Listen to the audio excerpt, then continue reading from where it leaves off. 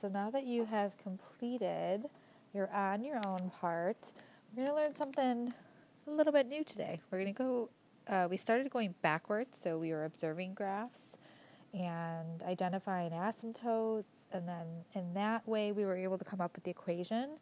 Now, as you see, we are going to be looking at an equation, and we are going to be graphing. So now we're creating the graphs. Okay, so we're going to get started. All right, so let's take a look at the graph here. And the first thing we want to do when we're graphing is we want to identify transformations. So as you see here, this is going to shift my graph left 4 units. And right here is going to shift my graph down 3 units. And if you remember, our asymptotes occur at 0 and 0 for our x and our y. So when we shift left 4 units, we now have a vertical asymptote at -4, and our horizontal asymptote has moved down 3 units. So now we have our horizontal asymptote at -3. So let's go ahead and make note. Our vertical asymptote is at x equals -4. And remember, that is where your x value is undefined, or your function is undefined when x is -4. Then we have our horizontal asymptote at y equals -3. And I want you to make note of where those appear in the actual equation. Okay, so now we're going to find a few specific points. We want to know what the x and the y-intercept are for this. So this is something new that we are going to be doing for rational functions, but we've been doing all year. So for our x-intercept, we're going to need to plug in 0 for y. So this is a little bit different. Take a look at how this looks when I do that. So we haven't dealt with this before. We've dealt with quadratics, with linears, but this is a rational function. So the way that we're going to solve this is we're going to add the 3, because we're going to isolate our fraction.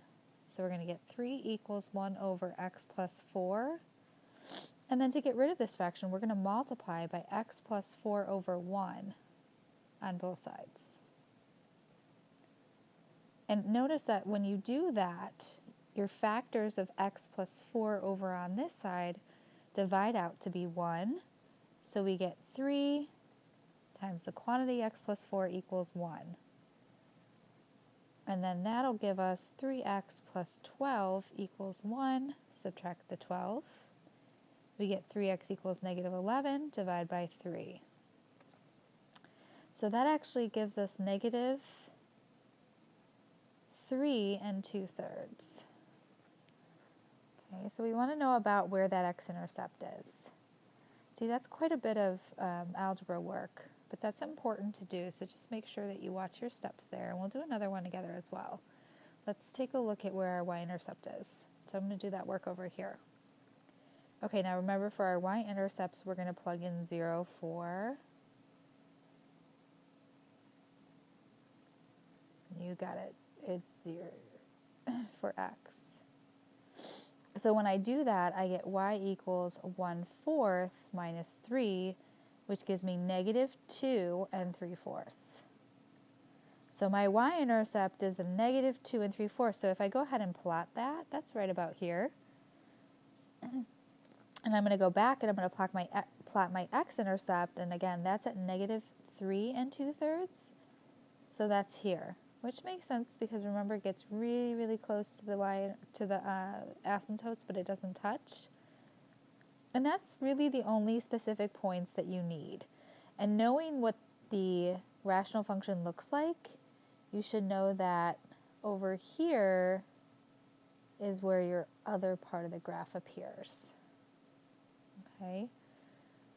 All right, so there's different components we came up with. We did the transformations, we noted the equations for our asymptotes, and then we found the x-intercept as well as the y-intercept. Sometimes there may be more than one x-intercept, but for this one we just had one. The other thing I do want you to do is I want you to make note of what our domain is. So remember, domain is all our x values, so every x value is included except for -4. And then for our range, every y value is included except for -3. There you go. So a lot of information, but again, let's just make sure we organize those components.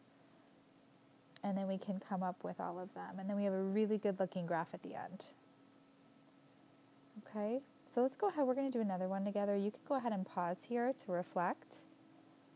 Highlight some things, take notes for some things, and then we'll come back for number 2. Okay, so let's take a look at number 2. So I want you to look at the equation, and I want you to think about, do you already know what these asymptote equations are based off looking at this equation? Can you take a guess? All right, let's go ahead and get started. So we're going to do our transformations, which we are going to be moving right 5 units. And we're going to be moving up 2 units. That gives you a better idea where those asymptotes should be. So our vertical asymptote is now at x equals +5.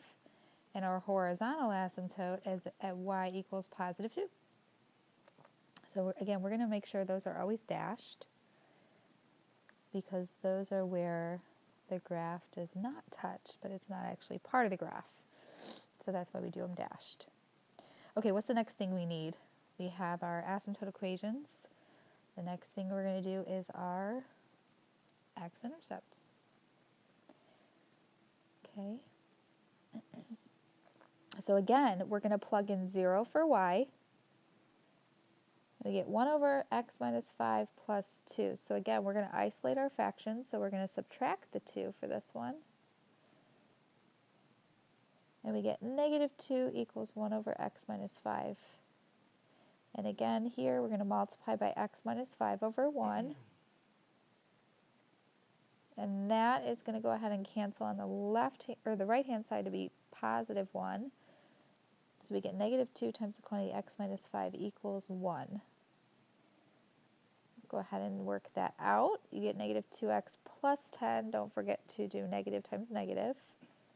And then we're going to subtract the 10, isolating our x, and we get -9 divided by -2, and that's going to give us 4.5. And you can use a calculator for that. Okay, so there's our x-intercept. We're going to go ahead and find our y-intercept. Y-intercept, we plug in 0 for x, and we get -1/5 plus 2. So we can think of that as 2 minus 1/5, giving us 1 4/5. So there's our y-intercept. Okay, so our y-intercept is 1 4/5. Again, it gets really close to that asymptote. And then our x-intercept is 4.5. So it's right about here.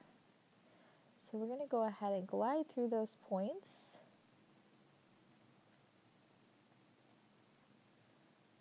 And then we know the other part of our graph is up here. Whoops. And there we go. Anything else we want to make note of? That's right, domain and range. So we need a domain. Everything works except for 5. And your range. Everything works except for 3. Or, I'm sorry, 2. There we go. So all the different components, transformations, asymptote equations, x-intercept, y-intercept, and domain and range. Oh, and don't forget our beautiful graph. Okay, so that concludes what we're doing today. So today you should be able to come up with the different components from an equation and then give you a really good looking graph at the end. Okay. Make note, we talked about reflections last week. If there is indeed a negative in front, just make sure that your graphs are on the other parts of the quadrants, right? That may come up on your homework.